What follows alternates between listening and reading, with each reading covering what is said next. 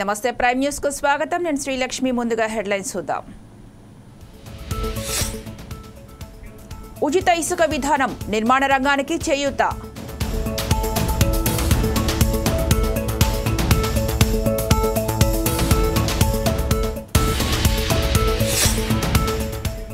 సింగరేణికే బొగ్గు, ఇంకెవరికీ వద్దు.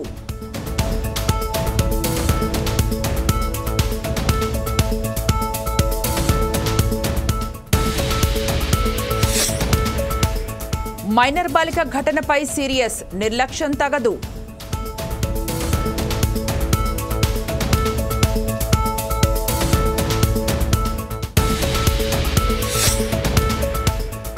Municipal commissioner చర్య తొందరపాటు, విహెచ్పి మండిపాటు.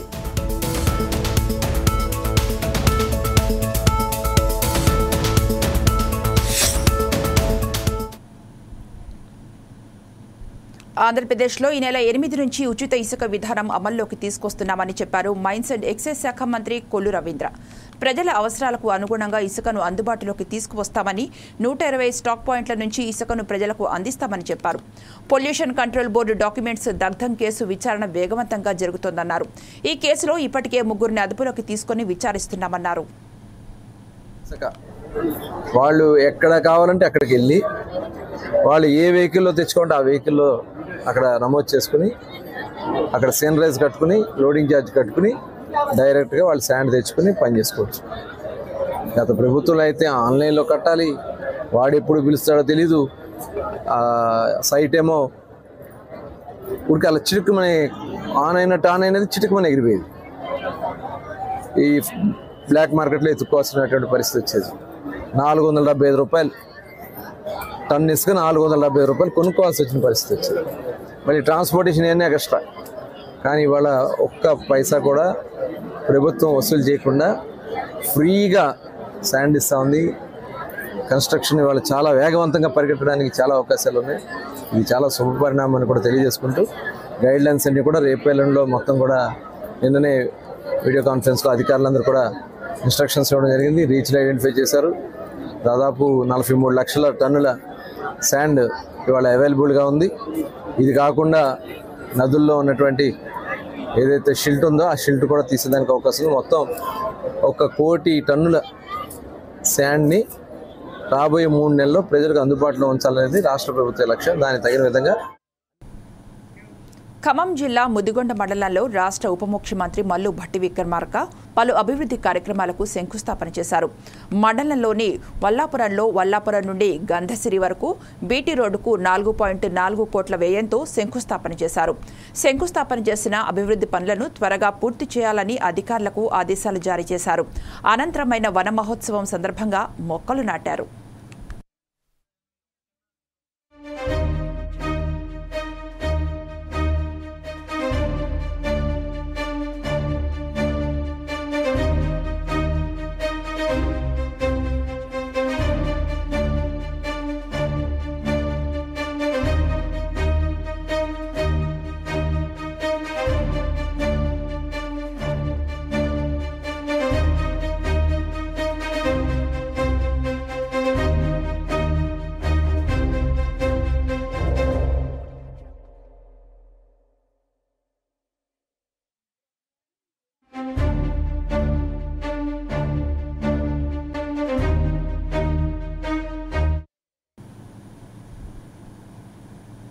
రాజనగరం నియోజకవర్గం కోరుకొండ మండలం మునగాల గ్రామాల్లో రబీ సీజన్లో మొక్కజొన్న ఎకరా పంటను 80,000 రూపాయలకు కొంటామని చెప్పి రైతులకు కావేరీ సీడ్స్ విత్తనాలు ఇవ్వడం జరిగింది.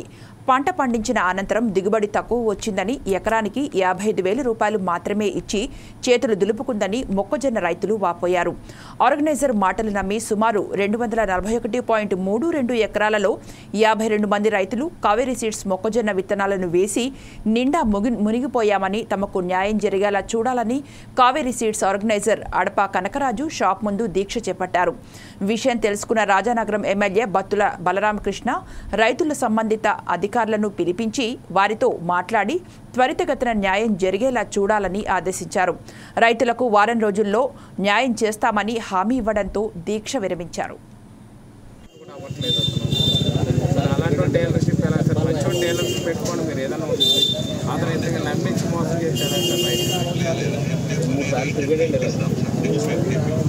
వచ్చి దీని మీద సీరియస్గా ఉండాలి సార్, లేదా రమ్మంటే హైదరాబాద్ వచ్చి తమని కలుస్తాను సార్. రైతులు న్యాయం జరగాలి. అంటే మన కంపెనీ పేరు చెప్తే ఈ పొలాలు కూడా లీజ్కి ఇచ్చేవాడు కూడా ఇవ్వట్లేదండి సార్. ఏదైనా పంట వేసుకుందామంటే కూడా కొంచెం అంటే ఇది ఇలా ఉందో రేపు పొద్దున్న కూడా ఎలాగ చేస్తారో అని చెప్పేసి కొంచెం న్యాయం చేయండి sir please sir. Right sir.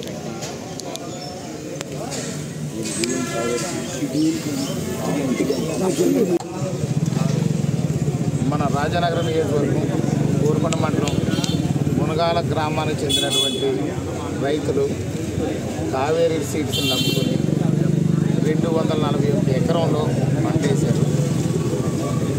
వాళ్ళకి ఇక్కడ లోకల్గా ఉన్నటువంటి రిప్రజెంటేటివ్ అడపా కనకరాజు గారు, ఆయన కంపెనీ రిప్రజెంటేటివ్గా ఉంటూ మాట్లాడతారు. అనకాపల్లి జిల్లాలో దారుణ ఘటన చోటు చేసుకుంది. 9వ తరగతి చదువుతున్న మైనర్ బాలికపై దాడి చేసి హత్య చేశాడు ఓ ప్రేమోన్మాది. ఘటనా స్థలంలోనే బాలిక ప్రాణాలు కోల్పోయింది. అనకాపల్లి రాంబిల్లి మండలం కొప్పుగుండు పాలెంలో ఘటన చోటు చేసుకుంది. హత్య చేసి నిందితుడు సురేష్ పారిపోయాడు. గతంలో ఇదే బాలికను వేధింపుల కేసులో సురేష్ జైలుకు వెళ్లొచ్చాడు. ఇంట్లో ఎవరూ లేని సమయంలో ఆమెను హత్య చేశాడు. ఆ బాలిక ఘటనా స్థలంలోనే ప్రాణాలు కోల్పోయింది. కాగా యలమంచిలి ఎమ్మెల్యే సుందరపు విజయకుమార్ ఘటనపై విచారం వ్యక్తం చేశారు. బాలిక కుటుంబాన్ని పరామర్శించారు. బాధిత కుటుంబానికి న్యాయం చేస్తామన్నారు. నిందితుడిని పట్టుకోవడం కోసం 12 మంది పోలీస్ టీమ్స్ పెట్టడం జరిగిందని, విచారణలో పోలీసుల నిర్లక్ష్యం కనిపిస్తే ఖచ్చితంగా పోలీసులపై యాక్షన్ తీసుకుంటామన్నారు.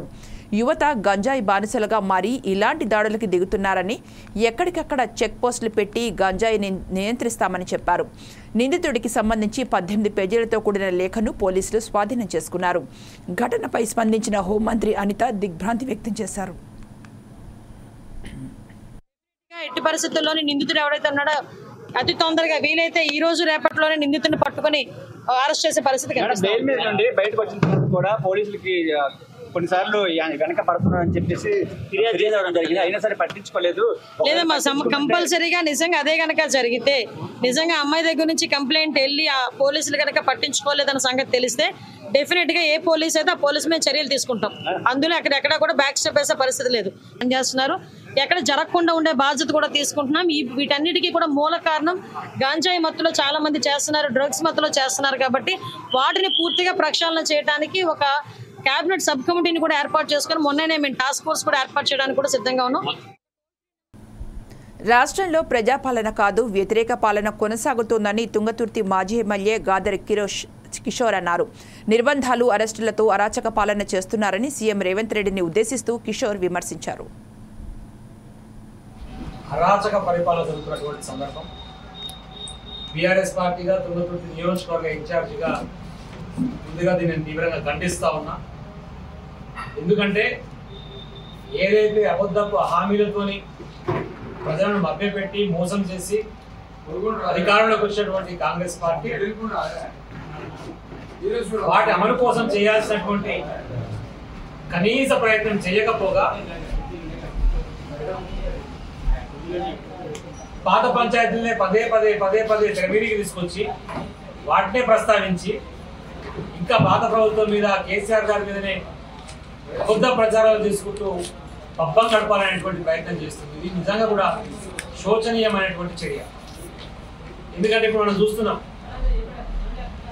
2023 ఎన్నికలు అయ్యేంత వరకు కేసీఆర్ గారి ప్రభుత్వం, బీఆర్ఎస్ పార్టీ ప్రభుత్వం 24 గంటల కరెంట్ ఎట్లా ఇయ్యగలిగింది.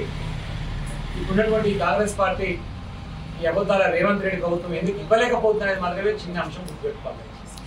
అప్పుడు ఎందుకు సాధ్యమైంది, ఇప్పుడు ఎందుకు సాధ్యం కాదు.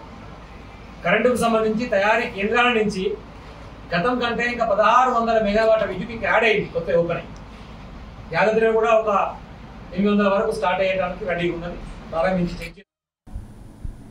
PRTU 98 ఎంటీఎస్ ఉపాధ్యాయులు ఉమ్మడి విశాఖపట్నం జిల్లా అనకాపల్లిలో జరిపిన కార్యక్రమంలో రాష్ట్ర హోంమంత్రి Vangalapudi Anitha, Anakapalli Janasena MLA Konathala Ramakrishna, MP PM Ramesh పాల్గొన్నారు. ఉపాధ్యాయుల సమస్యలు పరిష్కరించాలని కోరుతూ వారికి వినతి పత్రం అందజేశారు. ఉపాధ్యాయుల సమస్యపై విద్యాశాఖ మంత్రి నారా లోకేష్తో మాట్లాడి పరిష్కరించేందుకు కృషి చేస్తామని హామీ ఇచ్చారు. కొణతాల రామకృష్ణ తమ పార్టీ అధినేత ఉప ముఖ్యమంత్రి పవన్ కళ్యాణ్ దృష్టికి తీసుకువెళ్లి పరిష్కరించేందుకు కృషి చేస్తానని హామీ ఇచ్చారు. ఎంపీ సీఎం రమేష్ మాట్లాడుతూ ఎన్నో ఏళ్ల నుండి డీఎస్సీ ఉపాధ్యాయుల సమస్యకు పరిష్కారం జరగలేదన్నారు. 2024 కూటమి విజయంతో ముఖ్యమంత్రి నారా చంద్రబాబు నాయుడు, డిప్యూటీ సీఎం పవన్ కళ్యాణ్ సారథ్యంలో మెగా డీఎస్సీకి శ్రీకారం చుట్టారన్నారు. ఒక రాజ్యసభ సభ్యులు లేకపోతే ఇప్పుడు ఒక శాసన పార్లమెంటు సభ్యులు అన్న విషయం మనందరికీ కూడా తెలుసు. కానీ ఏంటంటే సుమారుగా ఒక పారిశ్రామికవేత్తగా ఒక సామాన్య కుటుంబం నుంచి వచ్చి ఒక పారిశ్రామికవేత్తగా ఎదిగి రాజకీయాల్లోనే రాజ్యసభ సభ్యులుగా 2 సార్లు చేసి ఢిల్లీలోని ఏ సమస్య వచ్చినా కూడా ఎక్కడికైనా వెళ్లి సమస్యను పరిష్కరించుకునే దిశగా ఒక ప్లాట్ఫామ్ వేసుకున్న ఒక మంచి వ్యక్తి మన సీఎం రమేష్ గారు. అటువంటి వ్యక్తి ఈ రోజు అనకాపల్లి పార్లమెంట్ కి రావడం నిజంగా మన పూర్వజన్మ సుకృతం కింద భావించాలి. ఎందుకంటే ఎక్కడ ఏ సమస్య వచ్చినా కూడా సెంట్రల్ లెవెల్లో జరిగే సమస్య ఏదైనా, స్టేట్ లెవెల్లో జరిగే సమస్య ఏదైనా ఒక మంచి అవగాహనతో అందరినీ కలుపుకొని వెళ్ళి ఆ సమస్యను పరిష్కరించే దిశగా అందరికీ కూడా కలుపుకోలుగా ఉండే వ్యక్తి మన సీఎం రమేష్ గారికి ప్రత్యేకంగా ఈ కార్యక్రమానికి వచ్చినందుకు ధన్యవాదాలు. అందరికీ కూడా సీఎం రమేష్ గారు అంటే ఒక రాజ్యసభ సభ్యులు లేకపోతే ఇప్పుడు ఒక శాసన పార్లమెంటు సభ్యులు అన్న విషయం మనందరికీ కూడా తెలుసు. కానీ ఏంటంటే సుమారుగా ఒక పారిశ్రామికవేత్తగా ఒక సామాన్య కుటుంబం నుంచి వచ్చి ఒక పారిశ్రామికవేత్తగా ఎదిగి రాజకీయాల్లోనే రాజ్యసభ సభ్యులుగా 2 సార్లు చేసి ఢిల్లీలోని ఏ సమస్య వచ్చినా కూడా ఎక్కడికైనా వెళ్లి సమస్యను పరిష్కరించుకునే దిశగా ఒక ప్లాట్ఫామ్ వేసుకున్న ఒక మంచి వ్యక్తి మన సీఎం రమేష్ గారు. అటువంటి భద్రాద్రి కొత్తగూడెం జిల్లా ఇల్లందు బొగ్గు బ్లాక్లను సింగరేణికే ఇవ్వాలని, ప్రైవేటు వాళ్లకి ఇవ్వడం జీఎం కార్యాలయం ముందు టీజీబీఎస్కే బీఆర్ఎస్ ఆధ్వర్యంలో ధర్నా చేసి జీఎం జాన్ ఆనంద్కు వినతి పత్రం ఇచ్చారు. నేతలు మాట్లాడుతూ కేంద్ర రాష్ట్ర ప్రభుత్వాల సింగరేణి విషయంలో వైఖరి మార్చుకోవాలని, సింగరేణికే బొగ్గు బ్లాక్లను ఇవ్వాలని కేంద్రంతో రాష్ట్ర మంత్రులు సహకరించుకుంటూ పైకి నిరసనలు అని కార్మికులను మోసం చేస్తున్నారని నేతలు అన్నారు. ఈ కార్యక్రమంలో టీబీజీకేఎస్ ఉపాధ్యక్షులు సాదిక్ హుస్సేన్, బీఆర్ఎస్ సీనియర్ నాయకులు దిండిగల రాజేందర్, కార్మికులు, బీఆర్ఎస్ కార్యకర్తలు పాల్గొన్నారు.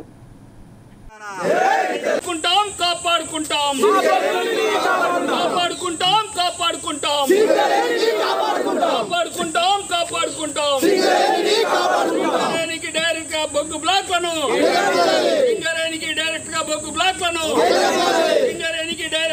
బ్లాక్లను డైరెక్ట్ గా బొగ్గు బ్లాక్లను పరిణామాలను చూస్తే మరి ఈనాడు ఎంఎండిఆర్ అనే ఒక చట్టం తీసుకొచ్చి మరి కేంద్ర ప్రభుత్వం మరి కార్మికుల బొగ్గు అణిచివేత కార్యక్రమాన్ని పూనుకున్నది.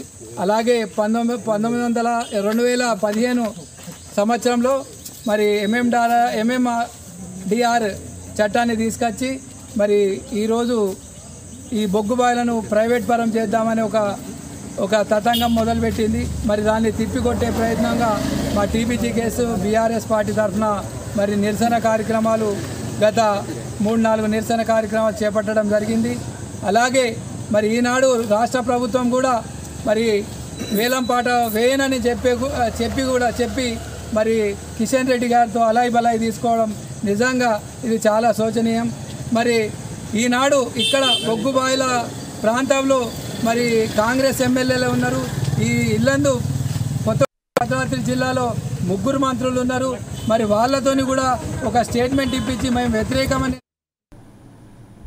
ఖమ్మం జిల్లా చింతకాని మండలం పొద్దుటూరులో రైతు ప్రభాకర్ కుటుంబాన్ని డిప్యూటీ సీఎం భట్టి విక్రమార్క పరామర్శించారు. ఈ సందర్భంగా భట్టి మాట్లాడుతూ రైతు ప్రభాకర్ ఆత్మహత్యకు పురుగొల్పిన వారందరినీ ఉపేక్షించేది లేదని అన్నారు. నిష్పక్షపాతంగా విచారణ జరిపించి బాధ్యులపై చట్టపరంగా చర్యలు తీసుకుంటామని, అలాగే ప్రభాకర్ కుటుంబానికి ప్రభుత్వం అండగా ఉండి పిల్లల చదువులకు సహాయ సహకారాలు అందిస్తామని తెలిపారు. రైతులు ఎవరూ ఇలాంటి చర్యలకు పాల్పడవద్దని, ప్రభాకర్ భూ సమస్యను శాశ్వత పరిష్కార మార్గం జరిగేలా అధికారులకు ఆదేశాలు జారీ చేశామని అన్నారు. మరోపక్క ప్రభాకర్ కుటుంబాన్ని బీఆర్ఎస్ నాయకులు కూడా పరామర్శించారు. 2 లక్షల ఆర్థిక సహాయం అందించారు. కేసీఆర్కు ఈ ప్రాంత రైతులను అనేక రకాలుగా ఆదుకున్నారన్నారు. జిల్లాలో రైతులు చనిపోతుంటే రెవెన్యూ శాఖ మంత్రి ఫామ్ హౌస్లో సేద తీరుతున్నారన్నారు. జిల్లాలో 4 రైతులు చనిపోతే వ్యవసాయ శాఖ మంత్రికి పరామర్శించే సమయం లేదా అని విమర్శించారు.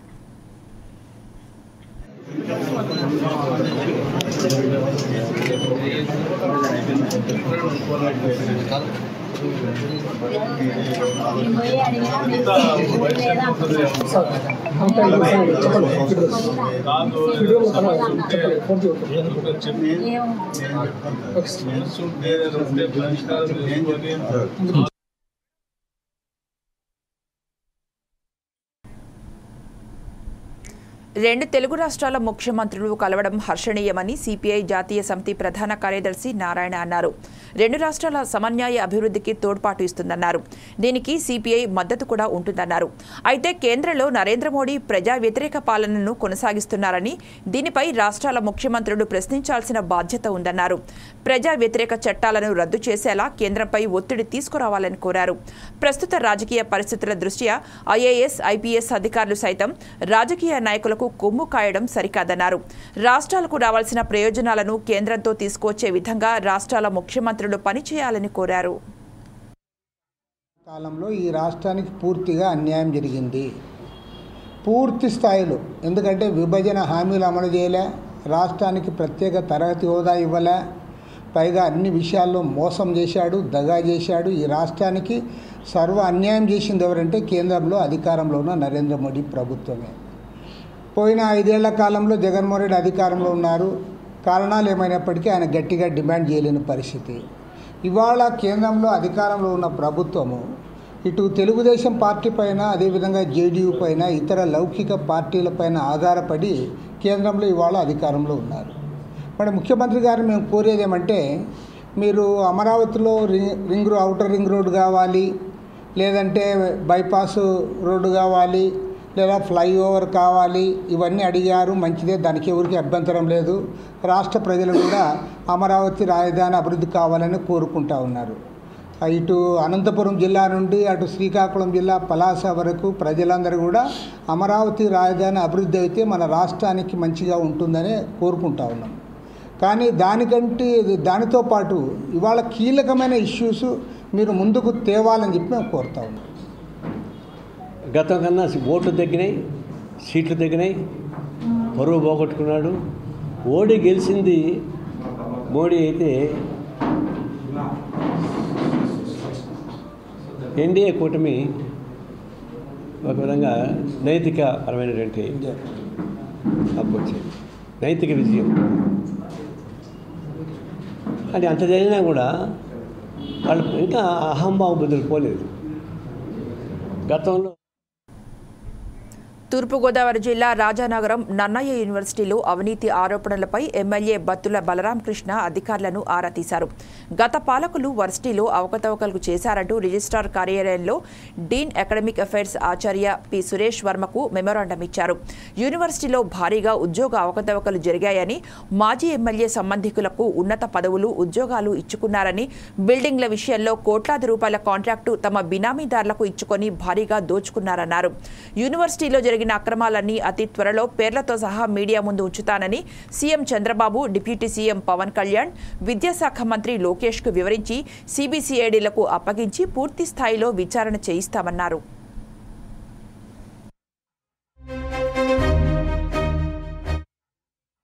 నియోజకవర్గంలో రాష్ట్రంలోనే అత్యధికంగా 432 కళాశాలలో, అనుబంధ కళాశాలలు ఉన్నటువంటి ఏకైక యూనివర్సిటీ నన్నయ్య యూనివర్సిటీ.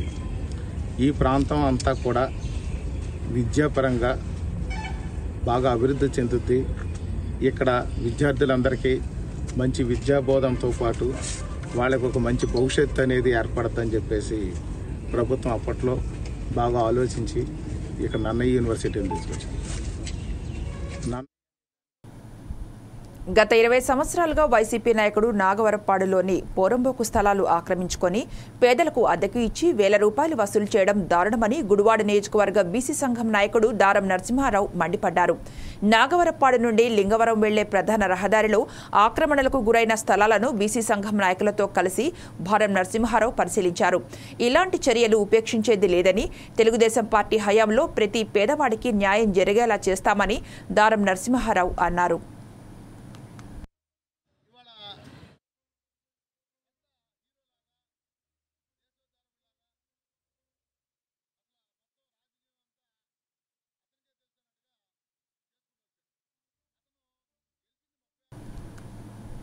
ప్రజా పంపిణీ బియ్యం అక్రమంగా తరలించే ముఠాలపై నల్గొండ ఎస్పీ శరత్ చంద్ర పవార్ కొరడా ఝుళిపిస్తున్నారు.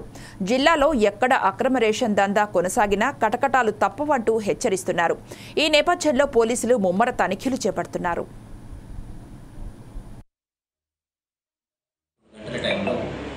వాడపల్లి ఎస్ఐ రవికుమార్కి ఈ హుజూర్ నగర్ వైపు నుంచి ఆంధ్ర వైపు అంటే ఈ అద్దంకి వైపు ఒక పీడిఎస్ రైస్ లోడ్ తోటి లారీ వెళ్తుందనే ఇన్ఫర్మేషన్ మీద జాన్పాడు క్రాస్ రోడ్ వద్ద మా వాళ్ళు వెహికల్స్ చెక్ చేసినారు. దాంట్లో ఒక లారీ అక్కడ ఉన్నటువంటి పోలీస్ సిబ్బందికి దొరకకుండా బ్యారికేడ్లను గుద్దుకొని వెళ్ళిపోవడం జరిగింది. ఆ లారీని Vadapalli SI and team Krishna river bridge మీద ఒక కంటైనర్ సాయంతో దాన్ని ఆపి పట్టుకోవడం జరిగింది. దాంట్లో ఒక 22 టన్నులు పీడిఎస్ రైస్ దొరికింది. ఆ డ్రైవర్ ఇచ్చినటువంటి సమాచారంతో ఫర్దర్ ఇన్వెస్టిగేషన్లో ఇదంతా కూడా హుజూర్ నగర్లో MLAs point mandal level stock point నుంచి వచ్చినట్టు తెలిసింది. దీంట్లో ఒక 3 డీలర్ హుజూర్ నగర్ ఏరియాకి చెందినటువంటి నేరేడు చెల్ల మేడారం ఆ ఏరియాకి చెందినటువంటి ఒక 3 డీలర్లు వాళ్ళ పేరు మీద అక్కడ గోడౌన్లో ఈ సివిల్ సప్లైస్ గోడౌన్లో రైస్ ఎత్తుకున్నట్టు దాన్ని ఒక కాంట్రాక్టరు మరియు ఆ యొక్క గోడౌన్ ఇన్ఛార్జ్ అయినటువంటి ఆర్ఐ రెవెన్యూ ఇన్స్పెక్టరు వీళ్ళ సాయంతో ఆ స్టాక్ అక్కడి నుంచి తీసుకొని డైరెక్ట్గా పిడుగురాళ్లలో ఉన్నటువంటి ఈ ముక్కంటి అతని పేరు వెంకటేశ్వరరావు అతను టోటల్గా దీని వెనక ఈ పీడిఎస్ రైస్ దందా అయిన వెనక కూడా అతను జరుపుతున్నట్టుగా తెలిసింది.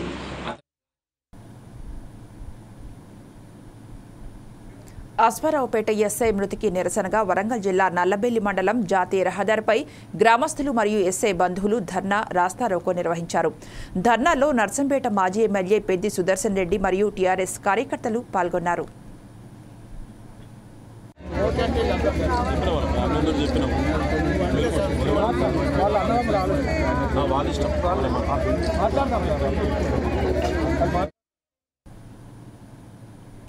గణపతి మండపాలు కూల్చి బుల్డోజర్తో తొక్కించిన బడంగ్పేట్ మున్సిపల్ కమిషనర్పై వీహెచ్పీ మీర్పేట్ పోలీసులకు ఫిర్యాదు చేసింది. మండపాలు కూల్చిన స్థలంలోనే గణపతి మండపాన్ని నిర్మించాలని బడంగ్పేట్ కమిషనర్ను వెంటనే అరెస్టు చేయాలని వీహెచ్పీ డిమాండ్ చేసింది. దీనికై ప్రత్యక్ష ఆందోళనలకు దిగి ధర్నా నిర్వహించి దిష్టిబొమ్మ దగ్ధం చేశారు. జూలై రోజున మీకు కంప్లైంట్ ఇస్తే అధికారికంగా విశ్వ హిందూ పరిషత్ కంప్లైంట్ ఇస్తే మీరు పొమ్ము కాస్తున్నారు కదా అధికారులకు, అందుకోసం ఇవాళ మేము పట్టుబడి చేసుకుని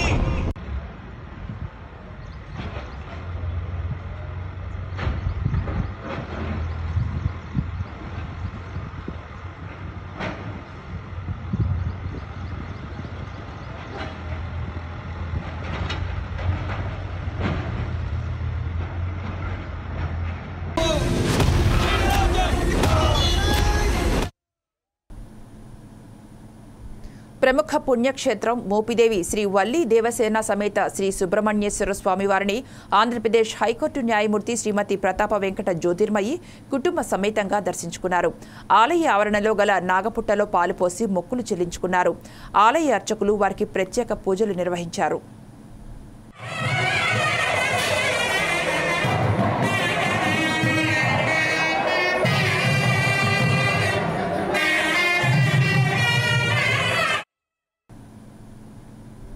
కోనసీమ తిరుమల వాడపల్లి శ్రీ వెంకటేశ్వర స్వామి వారిని ఆంధ్రప్రదేశ్ రాష్ట్ర హైకోర్టు న్యాయమూర్తి జస్టిస్ టి మల్లికార్జునరావు దంపతులు ఆదివారం దర్శించుకున్నారు.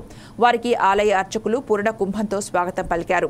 దర్శనం అనంతరం వేద పండితులు వేదాశీర్వచనం అందించారు.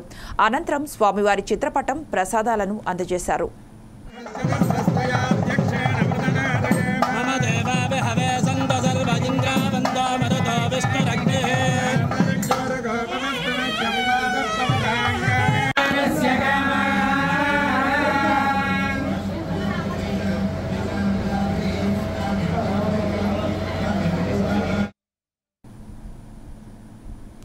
ఆషాఢమాసాన్ని పురస్కరించుకొని ఏడుపాయలమ్మవారు శాకంబరిగా దర్శనమిస్తున్నారు.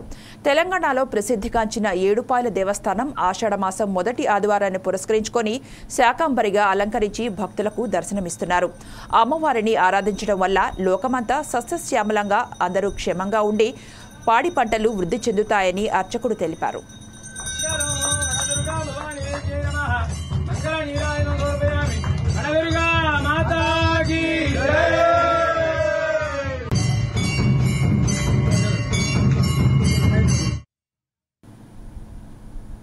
పూరి జగన్నాథుని రథయాత్ర సందర్భంగా హైదరాబాద్లో చాలా చోట్ల స్వామివారికి రథయాత్ర జరిపి భక్తులు భక్తిభావం చాటుకున్నారు.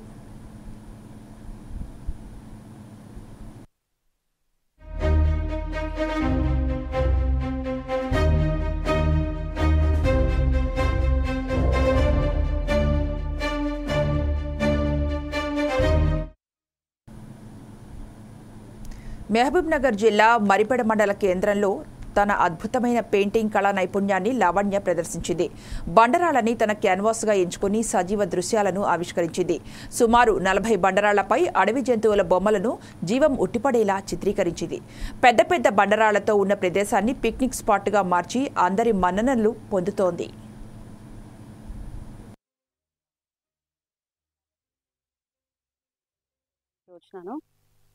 రీసెంట్గా నేను ఇక్కడ రాక్ స్టోన్స్ మీద పెద్ద పెద్ద రాక్ స్టోన్స్ మీద ఎవరి చేయని విధంగా ప్రపంచంలోనే ఎవరు చేయని విధంగా చాలా ఎక్కువ స్టోన్స్ మీద రిస్క్ తీసుకొని చాలా టెంపరేచర్ని కూడా బేర్ చేసి మినిమం ఒక 46 డిగ్రీస్లో కూడా మేము ఇక్కడ పెయింటింగ్స్ వేయడానికి వచ్చినాం. మేము ఇక్కడ మా ఇన్స్పిరేషన్ ఏంది అని అంటే సొసైటీకి యూత్కి మెయిన్గా సొసైటీలో ఉన్న మెయిన్గా యూత్కి ఎట్లాంటి అంటే నన్ను నేను ఒక ఎగ్జాంపుల్గా అయ్యి నేను వాళ్ళకి చూపెట్టాలి. అంటే ఏ విధంగా అంటే ఎంతసేపు గవర్నమెంట్ జాబ్లు లేకపోతే అక్కడ జాబ్ సంపాదించాలా ఇక్కడ జాబ్ సంపాదించాలా అని అన్నట్టు కాకుండా వాళ్ళకి వాళ్ళు ఓన్గా ఆలోచించి వాళ్ళకి ఎట్లాంటి అయితే ప్యాషన్స్ ఉంటాయో వాళ్ళకి ఎట్లాంటి ఆలోచనలు ఉంటాయో ప్రతి ఒక్క మనిషి డిఫరెంట్గా యూనిక్గా ఉంటాడు. వాళ్ళకున్న ఆలోచనలని భయం లేకుండా వాళ్ళని వాళ్ళు ఎక్స్ప్రెస్ చేసుకోవాలి అనేది నేను వాళ్ళకి ఎంకరేజ్ చేస్తాను. అది నా త్రూలో నన్ను నేను వాళ్ళకి చూయించుకుంటూ నేను వాళ్ళకి ఇట్లాంటి సందేశాన్ని ఇవ్వడానికి నేను ఇష్టపడతాను. సో నేను అదే పని చేయడానికి కూడా ఇష్టపడతాను. నేను అట్లా నేను పెయింటింగ్స్ కూడా ఇట్లా ఇది ఒక డిఫరెంట్ ఫీల్డ్ అని చెప్పేసి నాకు ఇష్టం కాబట్టి నేను ఇది చూస్ చేసుకున్నాను. సో ఎంతసేపు ఇట్లనే జాబ్స్ అవి అది కాకుండా వాళ్ళకి నచ్చింది వాళ్ళు ఇంప్లిమెంట్ చేయాలని నేను వాళ్ళని మోటివేట్ చేస్తాను. ఎట్లా అంటే లైక్ సొసైటీలో ఏదైనా ప్రాబ్లం ఉంటే దానికి సొల్యూషన్స్ తీసుకురావడము, ఆ విధంగా వాళ్ళు ఆలోచించి స్టార్టప్ ఐడియాస్తోని కొంచెం కొత్తగా ఆలోచించి ముందుకు పోతే మన భారతదేశంలో ఉన్న యువత అనే మనకి డెవలప్డ్ కంట్రీ అవ్వడానికి మనకి 2047 వరకల్లా మనకి యూస్ఫుల్ అవుతుంది అని నేను గట్టిగా చెప్తాను. నేను అంటే చిన్నపిల్లలు బాగా అట్రాక్ట్ అవుతారు. ఆర్ట్ యొక్క వాల్యూ అనేది సొసైటీలో ఎంత వీలైతే అంత పెంచాలి అనే ఉద్దేశంతోనే దాంతో ఎట్లాంటి ఉపయోగాలు అంటే క్రియేటివ్ స్కిల్స్ అనేటివి పిల్లలకి బాగా పెరిగిపోతాయి. ఈ కాలంలో సెల్ ఫోన్ పట్టుకోకుండా 1 మినిట్ కూడా ఉండలేకపోతున్నారు జనాలు. సో దాంతో వాళ్ళకున్న క్రియేటివ్ స్కిల్స్ అనేటివి దెబ్బతింటున్నాయి. కాన్సన్ట్రేషన్ పవర్ పోతుంది, డెడికేషన్ మిస్ అవుతుంది. ఇక ఇవి బులెటిన్ అప్డేట్స్ చూస్తూనే ఉండండి 4 Sides TV.